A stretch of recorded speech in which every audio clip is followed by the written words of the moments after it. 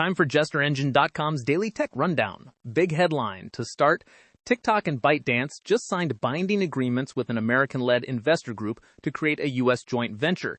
The deal hands U.S. data, algorithm retraining, content moderation, and software assurance to the new entity, with Oracle named as the trusted security partner and a targeted close date of January 22, 2026. Yep, this is the move that aims to satisfy the divest or ban law that's been looming for the past year. Reports say Oracle, Silver Lake, and Abu Dhabi's MGX will together own roughly 45%. Affiliates of current investors take about a third, and ByteDance keeps around 20%. So it's a partial handoff, not a full sale. Quick question, if ByteDance still holds close to 20% and keeps some business lines, how much control do these U.S. investors really have over the app? Is this a full separation or more of a security wrapper? Good point. From the details, the U.S. joint venture gains authority over national security-focused functions, U.S. user data storage, algorithm security, and content moderation within the U.S. But ByteDance appears to retain key global product and business lines. Think of it as an operational ring fence for U.S. safety and oversight, rather than handing over every part of the company. Oracle is being called the trusted security partner. Given Oracle's long interest in TikTok and its founders' political ties, well, that stoked controversy. Almost certainly. Oracle running U.S. data infrastructure and auditing compliance is the linchpin for selling this as a national security fix. But critics will nag about political optics and whether technical controls can fully sever potential foreign influence, especially with ByteDance still holding a stake. So the deal keeps TikTok alive in the U.S., but leaves unanswered questions on regulatory sign-offs and exactly how much the U.S. user experience might change. Exactly.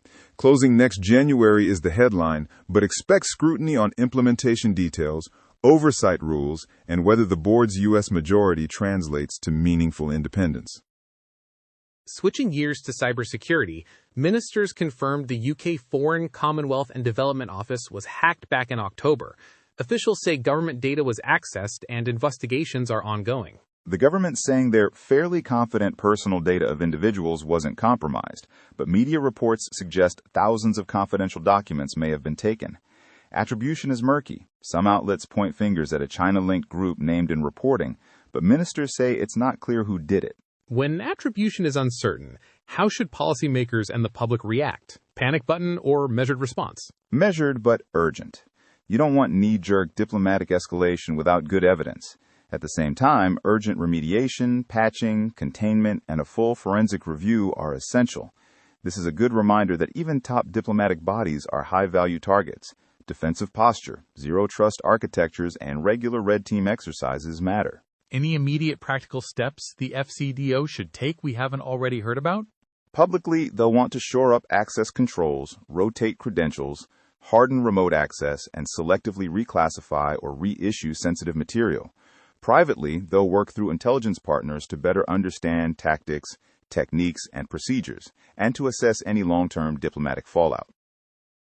Next up, the Bank of England Governor, Andrew Bailey, warned that AI will likely displace jobs and urged accelerated training so workers can move into AI-enabled roles. He compared the change to a modern industrial revolution. That comparison is apt in pace and scale.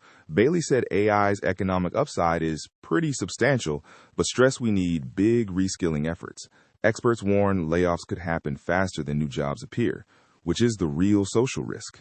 So what's the policy playbook here? More education spending and safety nets, obviously, but anything more specific for tech leaders? Yes, and some targeted moves. Partner industry with vocational programs, subsidize on-the-job retraining, expand portable benefits, and invest in transition services that match displaced workers to roles that require human strengths, empathy, complex judgment, supervision of AI systems. Tech firms should also build apprenticeship pipelines and fund third-party reskilling initiatives.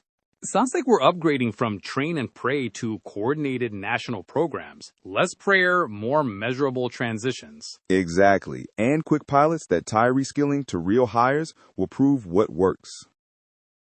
A later, weirder tech note, a YouTube livestream from a creator called Real Matt Money briefly appeared on the White House homepage for about an hour before vanishing. The White House says it's looking into it.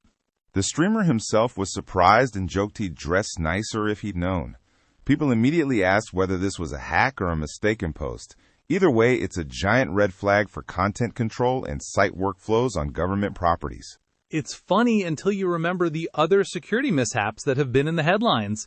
Could this be human error, automation gone wrong, or something nastier? All three are plausible. Best case, a content management mistake or a misconfigured embed. Worst case, a supply chain or CMS compromise.